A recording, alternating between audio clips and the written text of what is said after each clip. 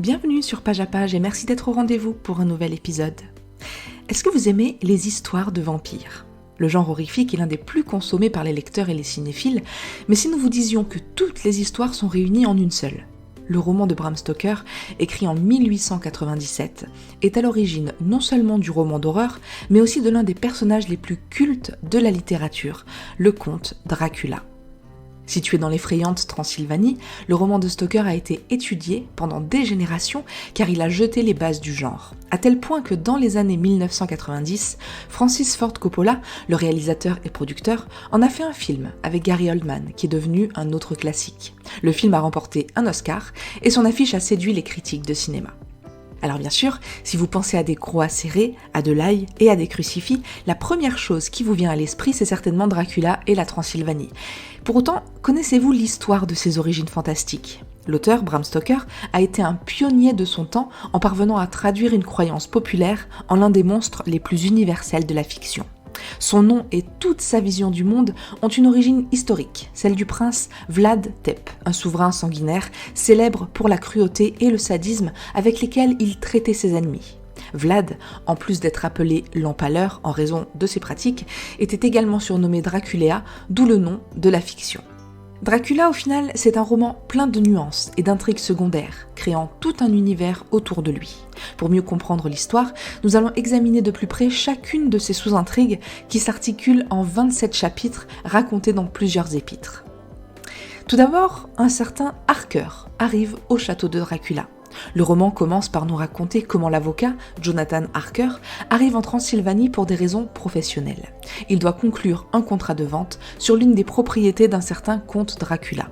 Pour ce faire, il le rejoint dans son château. Mais à son arrivée, il découvre que les choses sont plutôt étranges. Le comte semble mourant, il ne mange jamais, il ne vit que la nuit et il ne se reflète pas dans les miroirs. Très vite, il se rend compte qu'il est prisonnier, tandis que Dracula embarque pour l'Angleterre. Parallèlement, nous rencontrons Mina, la fiancée de Harker, qui s'inquiète car elle n'a pas eu de nouvelles depuis longtemps. Elle se rend chez son amie Lucy, qui a reçu plusieurs demandes en mariage. Mais à son arrivée, elle découvre que son amie souffre d'insomnie et se réveille la nuit. Une de ces nuits, elle la voit se rendre au cimetière, où se trouve une ombre étrange à ses côtés. À partir de ce moment-là, Lucy devient très faible et malade. Et avec l'état de Lucy qui ne cesse de se dégrader, ses 3 prétendants, et le docteur Van Helsing se porte à son secours. Il découvre alors qu'elle a été victime de Dracula et qu'elle est en train de se transformer en vampire. Ils essaient d'effectuer une saignée, puis une autre, mais sans succès. Alors qu'elle semble mourir, elle s'échappe pour faire ses premières victimes. Les protagonistes n'ont d'autre choix que de la tuer. Parallèlement, on découvre que Harker a pu s'échapper et finit par épouser Mina. Et c'est à partir de ce moment que la chasse commence vraiment. Van Helsing leur confirme quelle est la nature de Dracula et la nécessité de le mettre à mort pour qu'il ne continue pas à faire d'autres victimes. Les hommes mettent le cap sur la Transylvanie et mettent Mina à l'abri du danger, mais Dracula leur échappe, encore et encore. Finalement, vers la fin du roman, Dracula voit l'un de ses projets se réaliser, convertir Mina en l'une de ses disciples. Cependant, Harker et l'équipe arrivent à temps pour l'empêcher de l'emmener. Mina parvient cependant à établir un lien avec Dracula grâce à l'hypnose et à découvrir où il se trouve, de sorte que cette fois, tout le monde peut l'atteindre. Enfin, le roman se termine avec Van Helsing, Harker et les prétendants qui retrouvent Dracula et parviennent à le tuer, mettant fin ainsi à la menace qui pesait sur eux. Immédiatement après la désintégration du comte en poussière, Mina commence déjà à se sentir mieux.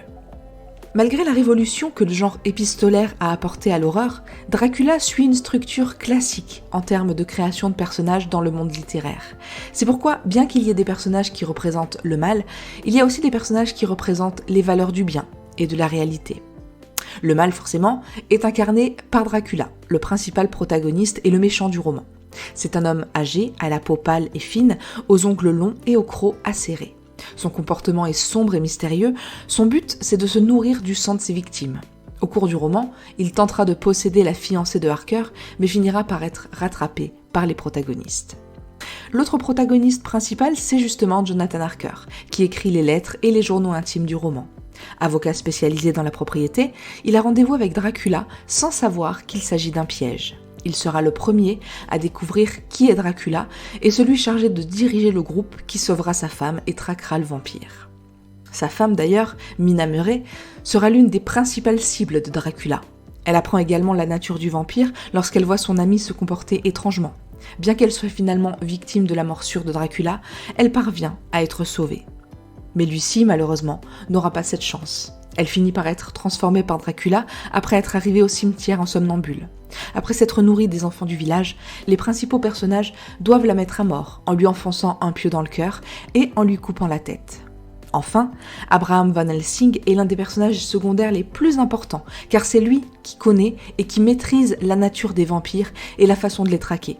Il sera chargé de mener la mission de sauvetage et de tuer Dracula, qu'il considère comme le roi des vampires. Ainsi, le roman de Bram Stoker est l'une des plus grandes représentations de la littérature d'horreur. Écrit à l'apogée de la période romantique, Dracula représente dans la littérature une nouvelle fenêtre à explorer, dans laquelle le fantastique et la peur de l'inconnu peuvent devenir de nouveaux centres d'intérêt du lecteur. Le romantisme a apporté avec lui de grandes œuvres, comme celle d'Edgar Allan Poe ou de l'anglais Oscar Wilde.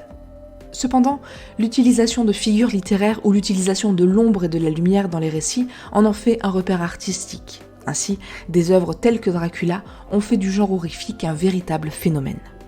En ce sens, Dracula nous apporte une histoire d'horreur fascinante et il est très intéressant de voir comment le livre a jeté les bases narratives et créatives de ce qui allait devenir l'horreur au XXe siècle. Aujourd'hui encore, le soir d'Halloween, les enfants se déguisent en vampires et les journaux continuent de publier des articles sur ce personnage fascinant et mystérieux. Et c'est tout pour cet épisode dédié à Dracula de Bram Stoker. Merci beaucoup de l'avoir suivi. Pour aller plus loin ou acquérir le livre, vous trouverez ci-dessous dans la description tous les liens associés. N'hésitez pas également à noter notre programme avec la note maximale et à nous suivre pour ne rien rater de nos futurs contenus, toujours sur tonlivre.fr. Merci et à très bientôt avec un nouveau livre.